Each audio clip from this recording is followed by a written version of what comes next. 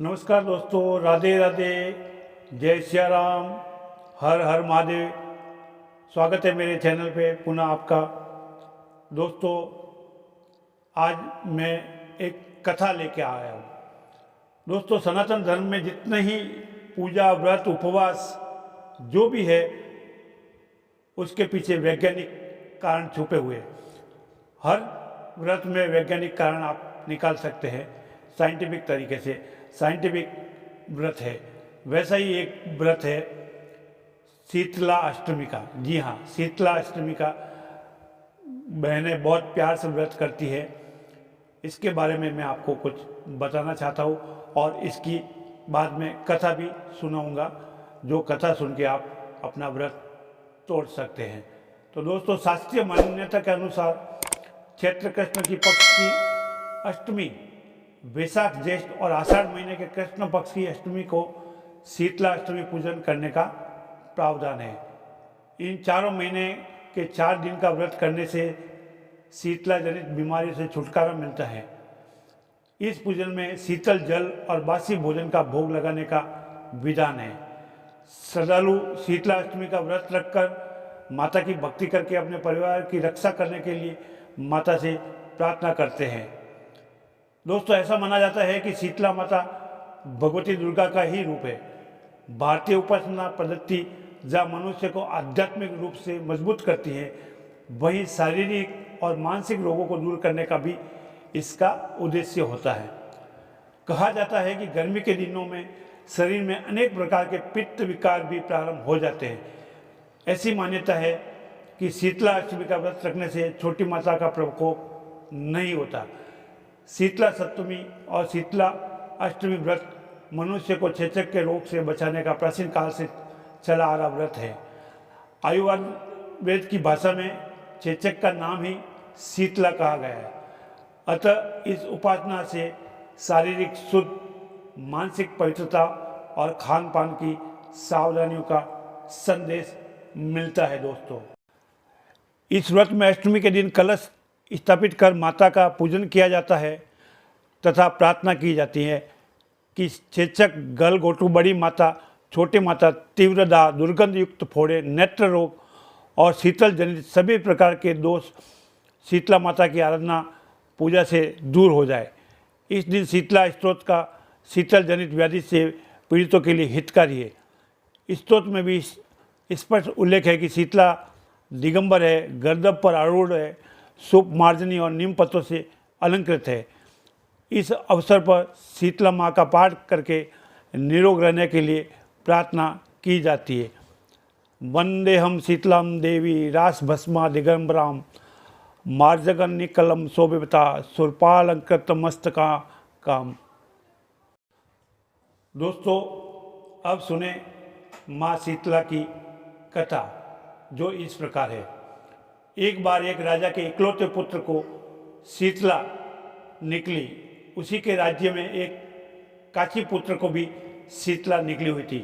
काची परिवार बहुत गरीब था, पर भगवती का उपासक था। वह धार्मिक दृष्टि से जरूरी समझे जाने वाले सभी नियमों को बीमारी के दौरान भी भली भांति निभाता रहा। घर में साफ सफाई का विशेष ख्याल रखा जाता था। नियम से भगवती की पूजा होती थी। नमक खाने पर पाबंदी थी। सब्जी में न तो छौंक लगता था और न वस्तु तली भुनी हुई बनती थी। गर्म वस्तु न वह स्वयं खाता था, न शीतला वाले लड़के को देता था। ऐसा करने से उसका पुत्र शीघ्र ही ठीक हो गया। उधर जब राजा के लड़के को शीतला का प्रकोप हुआ, तब से उसने भगवती के मंडप में सप्तचंडी का पाठ शुरू करवा रखा था। रोज हवन व बलिदान होते थे। राजपुरोहित भी सदा भगवती के पूजन में निमग्न रहते थे। राजमहल में रोज कहाड़ी चढ़ती थी। विविध प्रकार के गर्म स्वादिष्ट भोजन बनते। सब्जी के साथ कई प्रकार के मांस भी पकते थे। इसका परिणाम ये होता कि उन लजीज भोजनों की गंध से राजकुमार का मन मचल उठता। वह भोजन के लिए जिद करता। एक तो राजपुत्र और दूसरा इकलौता। इस कारण उसकी अनुचित जिद को पूरी कर दी जाती थी। इस पर शीतला का कोप घटने के बजाय बढ़ने लगा। शीतला के साथ साथ उसने बड़े बड़े फोड़े भी निकलने शुरू हो गए, जिनमें खुजली व जलन अधिक होती थी। शीतला की शांति के लिए राजा जितने भी उपाय करता, शीतला का प्रकोप उतना ही बढ़ता जाता था, क्योंकि अज्ञानतावश राजा के यहाँ सभी कार्य उल्टे हो रहे थे।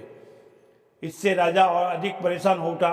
उसकी समझ में नहीं आ रहा था कि इतना सब होने के बाद भी शीतला का प्रकोप शांत क्यों नहीं हो रहा। एक दिन राजा के गुप्तचरों ने उन्हें बताया कि काची पुत्र को भी शीतला निकली थी, पर वह बिल्कुल ठीक हो गया है। ये जानकारी राजा सोच में पड़ गया कि मैं शीतला की इतनी सेवा कर रहा हूँ, पूजा व अनुष्ठान में कोई कमी नहीं, पर मेरा पुत्र अधिक रोगी होता जा रहा है, जबकि काची पुत्र बिना सेवा पूजा से ही ठीक हो गया। इसी सोच में राजा की नींद उड़ गई। इसी सोच में राजा को नींद आ गई। श्वेतवस्त्र धारिणी भगवती ने उसे स्वप्न में दर्शन देकर कहा, हे राजन, मैं तुम्हारी सेवा अर्चना से खूब प्रसन्न हूँ, इसलिए आज भी तुम्हारा पुत्र जीवित है। इसके ठीक न होने का कारण यह है कि तुमने शीतला के समय पालन करने योग्य नियमों का उल्लंघन किया। तुम्हें ऐसी हालत में नमक का प्रयोग बंद करना चाहिए। नमक से रोगी के फोड़ों में खुजली होती है। घर की सब्जियों में चौक नहीं लगाना चाहिए, क्योंकि इसकी गंध से रोगी का मन भी वस्तुओं को खाने के लिए ललचाता है। रोगी का किसी के पास आना जाना मना है, क्योंकि ये रोग औरों को भी होने का भय रहता है। अतः इस नियमों का पालन कर, तेरा पुत्र अवश्य ही ठीक हो जाएगा। विधि समझाकर देवी अंतर्ध्यान हो गई। प्रातः से ही राजा ने देवी की आज्ञा अनुसार सभी कार्यों की व्यवस्था कर दी। इससे राजकुमार की सेहत में अनुकूल प्रभाव पड़ा और वह शीघ्र ठीक हो गया। इसी दिन भगवान श्री कृष्ण और माता देवकी का विधिवत पूजन करके मध्यकाल में सात्विक पदार्थों का भोग लगाना चाहिए। ऐसा करने से पुण्य ही नहीं मिलता, बल्कि समस्त दुखों का निवारण भी होता है। तो दोस्तों, इससे हमें ये शिक्षा मिलती है कि हमारे व्रत कितने आयुर्वेदिक तरीके से, आयुर्वेदिक छुपा हुआ था कि हमें गर्मी में क्या सेवन करना चाहिए, क्या नहीं करना चाहिए, गर्मी में खाने का क्या क्या ध्यान रखना चाहिए, ये शीतला सप्तमी के व्रत से हमें पता पड़ता है। तो दोस्तों, ये वीडियो आपको कैसा लगा? अच्छा लगा तो कमेंट बॉक्स में लिखें और जय जय श्री राम लिखें।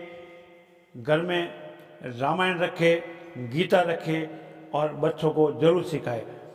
जय श्री राम, हर हर महादेव दोस्तों।